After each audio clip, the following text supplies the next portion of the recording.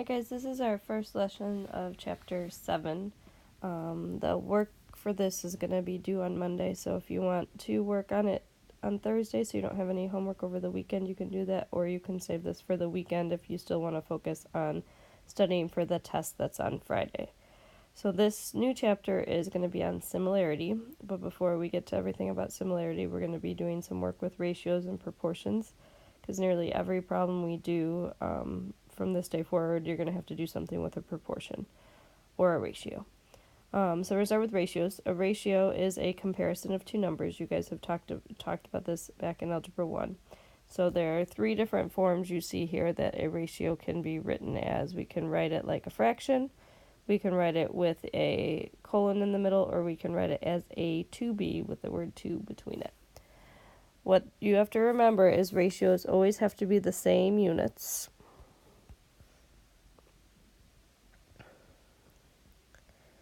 And they should always be reduced.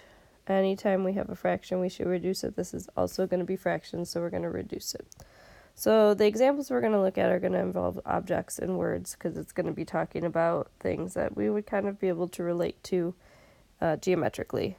So it says, find the ratio of the ping pong object to the tennis object. So the order here is important, because it did define an order, so we have to put them in the order they're talking about.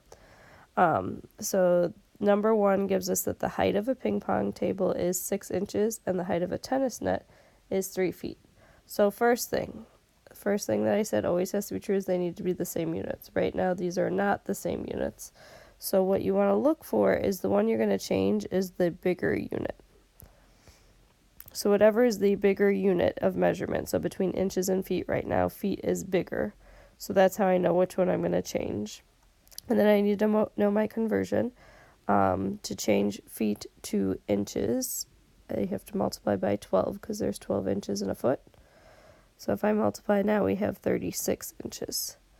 So then again, they want the ratio of the ping pong object to the tennis object. So the ping pong object we're going to put first, which was the 6 inches.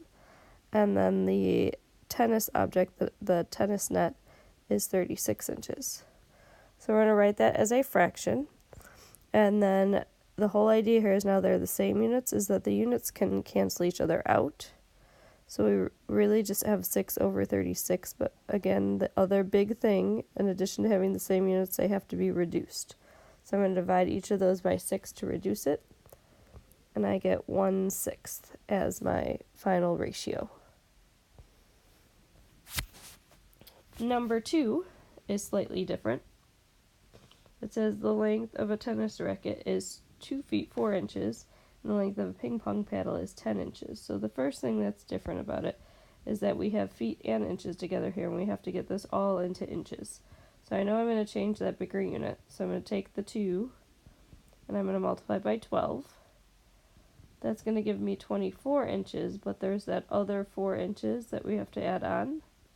So this is really going to turn into that racket is 28 inches long. 2 feet 4 inches is the same as 28 inches.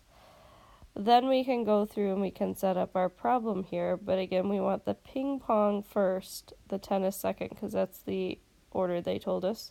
So the 10 inches is going to go on top. The 28 inches is going to go on bottom. The whole idea, since they have the same units, they're going to cancel out, and then we have to make sure we reduce. Since these are both even, I know I can divide them by 2, so that's going to turn into 5 over 14, and that's my ratio, 5 to 14. Alright, let's take a look at some more problems with ratios.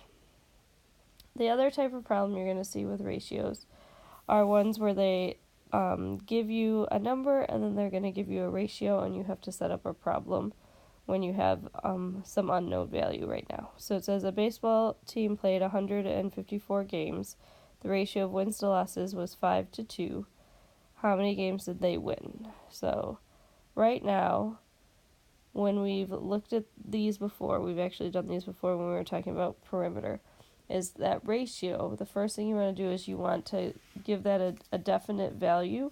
So in order to do that, we're going to put a variable next to it. So we know that's the ratio of wins to losses. So I'm going to call wins 5x, and I'm going to call losses 2x. Since the wins is the top number, the losses is the bottom number, wins to losses, I can assign those a value. And then the other thing we knew from the problem is that there were 154 games played altogether. So I can use that to set up my equation. The wins plus the losses has to equal 154. 7x is equal to 154. Divide by 7. And x equals 22. Now don't just stop there and think you're done, because we're not. We have to make sure we answer the question. So the question was, how many games did they win? So you need to take this and plug it back into the wins. It's going to be 5 times 22, which is 110 wins. That's the official answer. So all the time for these, x isn't going to be the final answer. You're going to have to plug it back in to answer the question. So if you look at number 2, this one's a little bit more geometrical. It says the measure of two supplementary angles are in ratio of 5 to 7. What is the measure of the larger angle? So again, we're going to take the ratio, and we know we're talking about two angles, so I'm just going to call one angle 1, and we're going to call that 5x. We got to put an x with each number in the ratio. And angle 2 is going to be 7x. And then we're going to read what they told us about them. We said that they're supplementary. Hopefully you're thinking right now, supplementary means that they add to 180 degrees, so that's our equation. Our equation means we have to add the two angles and set them equal to 180. That's 12x equals 180. Divide by 12. X equals 15. But that's not the answer, because there actually wasn't an x in the problem at all. We need to answer the question. It says, what's the larger angle? So I'm going to take this and plug it into the larger of the two angles. It's going to be 7 times 15, which is 105 degrees. So that's how you set up the word problems that talk about ratios. The second part of the lesson is about proportions. A proportion is when you take two ratios and you set them equal to each other. To solve these, you guys, if you look at number 1, you've solved ones like this before. To solve these, we cross multiply. So you've been doing this in Algebra 1 before. So if I look at number 1, when I say cross multiply, we're going to take these two things, multiply them together. They go on one side of the equal sign. Then your equal sign is still there, and you multiply the other two things, and they go on the other side of the equal sign. So this right now would be 5x equals 42. We would divide by 5, and we're going to get x is equal to 8.4. You are going to notice we're going to get a lot of decimal answers in this chapter. That is fine. You're allowed to have decimal answers. Don't freak out. Just write down the decimal answer. Alright, for number 2, it gets a little bit more complicated here, the algebra. When I cross multiply, the first side is 8x, and then the second side is going to be 10 times, I'm going to write this out in parentheses, x minus 7. It's really important when you have an expression somewhere in the proportion that you're going to end up distributing to get your answer here. So it's 8x is equal to 10x minus 70. And then we can finish solving here, subtract the 10x to get the x's together. That's negative 2x equals negative 70. And divide by negative 2. X is equal to 35.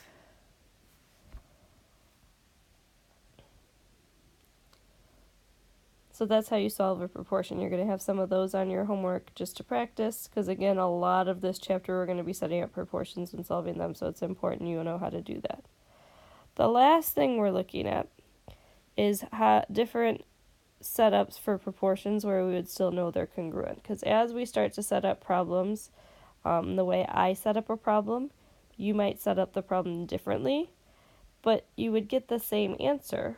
So it's okay if we've set them up differently, and that's what these next couple of problems are trying to show you.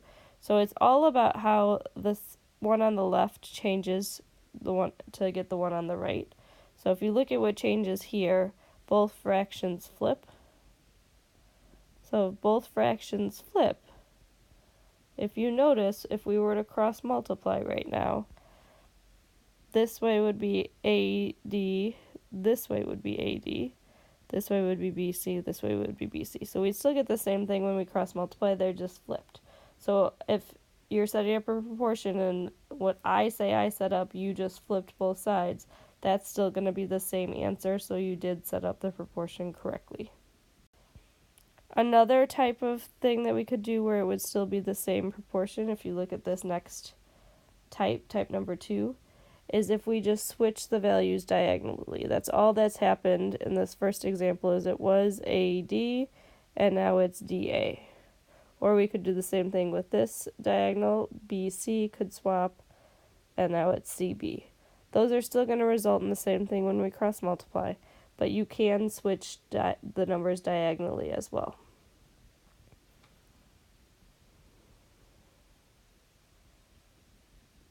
And then the last rule, and this one, I won't see you guys do this one a whole lot, but this also will result in the same answer, is looking at what's changed in type 3 is these have been added to the top. So specifically what's happened is that the number that was on the bottom is getting added to the top. So B was on the bottom in the first fraction, it got added to the top. D was on the bottom in the second fraction, it got added to the top. So you can add the bottom to the top in both fractions. In order to keep it balanced, it has to happen in both. What I want to show you is that if I cross multiply this, I really am going to get the same thing right now. So this is D times A plus B, and this is B times C plus D. That's AD plus BD is equal to BC plus BD. And there's a BD on both sides that are going to cancel each other out. So we do get AD is equal to BC, which is the same thing I would get if I had cross-multiplied that original one. So it really does result in the same thing. It's just something else unique that you can happen here. So the last couple of examples, we're just trying to see if the first fraction got changed, what the second fraction would need to change to keep it still equivalent. So you need to look at the change. So if we look at this first one, AB changed to BA, that flipped. So when that flips, that means we have to flip the other fraction as well to keep it equivalent. So it should be 4 over 3. What you can always check to make sure they're still equivalent are the same things still across from each other, because they have to stay across from each other to cross multiply to be the same thing. So that is the A and the 4 and the B and the 3 across from each other. In part 2, all this is really doing is it's setting up, if you were to cross multiply, you would get 4A equal to 3B. So you're just filling in that step of what you would get if you cross multiplied. And number 3, the thing that has changed is this 3 is in a new position. This 3 swap places over here. So in order to keep it equivalent, the B would move diagonally as well, and the 4 would stay where it was.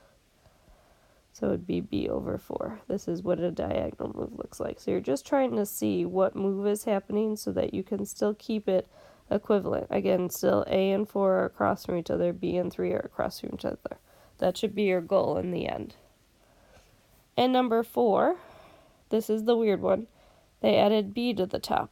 So the rule is if I add the bottom onto the top of this one, that if I looked at the other fraction, I would have to add its bottom onto the top. So I'm not adding B, I'm adding 4, what was on the bottom. So I could add that. So your answer could be that, or you could simplify it and write it as 7/4. That would be an acceptable answer as well. Because that's going to help you to actually see what's happening in number 5. Number 5, they said that 7 over 3 is what our result is right now. 7 we can get from adding 3 and 4, and then 3 was the top. So we have add over top right now, which is what we need to do for the second fraction. We got to add them. A plus B over the top needs to be what's on the bottom there, because they actually switched this up twice. They used the flip rule and the add rule together in the same problem. And then the last one, B over something equals 4 over something. B and 4 were both on the bottom, and now they're on the top, so these have been flipped. So we just got to flip here. This is going to be A, and this is going to be 3. Again, if you want to double check, A and 4 should be across from each other, B and 3 should be across from each other. You can always double check these to make sure you've done them correctly. All right, so you guys are going to have a worksheet to work on. Again, the worksheet's not due on until Monday. You will have to turn it in digitally to the 7.1 worksheet spot, and you'll need to turn that in before class happens. So, but it's not due until Monday. So either decide to spend some extra time studying for the test tomorrow, or you can work ahead and then not have any homework over the weekend, but that's your call. All right, have a wonderful last snow day. Hope you get a little bit of rest, and I will see you guys on Friday for the test.